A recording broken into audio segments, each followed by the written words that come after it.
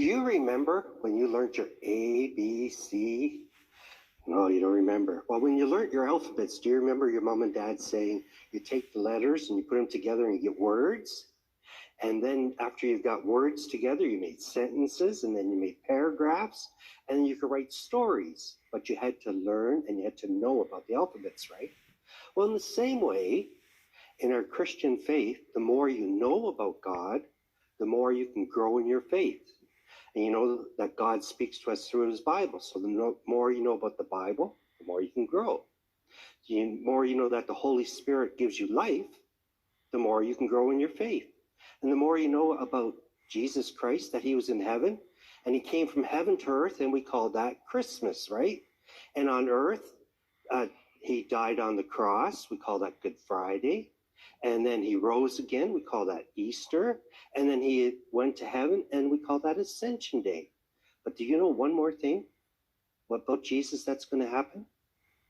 It says in 2 Peter chapter 3, verse 10, the first part of the verse, that Jesus is waiting for the day that he's going to return to earth, but like a thief in the night. Did you know that?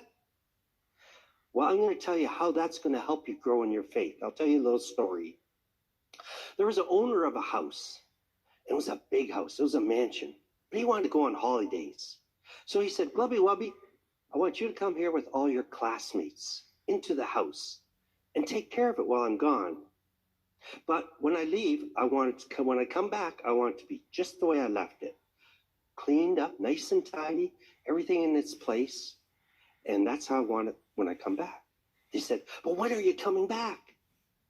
He says, you'll know when I return. Just be ready and waiting. And the owner of the house left. And everybody, Glubby Wubby and his classmates, went into the house. Wow, what a house it was. It was amazing. But when they got into the kitchen, there's a little sticky note. And it said, after you eat, clean the dishes.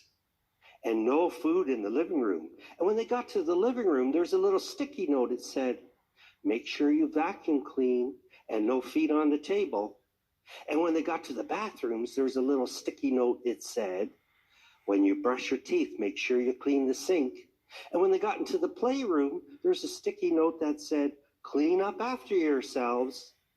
And then they all had their own bedroom. And in the bedroom, it said a little sticky note, clean up your bedroom. And when they went out of each of their own bedroom, there's one more sticky note. And it said, be ready and waiting. I will return. While Glubby Wubby and his classmates, they got in the house and they started having a lot of fun. But they didn't clean up the dishes. They went into the living room. They brought food in the living room. They didn't clean up the sinks in the bathroom. And when they got to the toy room, they didn't pick up their toys.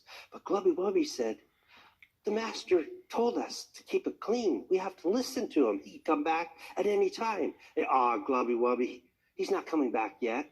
Well, day after day, nobody kept doing what they were supposed to, keeping the house clean and being ready. And Glubby Wubby kept trying to tell them till the house was so dirty and so messy. It was just unreal. Well, one night they all went to sleep. While they were sleeping, the master of the house came back unexpectedly, and he was angry. The whole house was dirty and messy. He went into everyone's bedroom, and all the bedrooms that were messy, he said to them, out of my house, and you can never live with me again. But when he got to Glubby Wubby's room, Glubby Wubby, he was ready and waiting. And the master said, come with me, Glubby Wubby.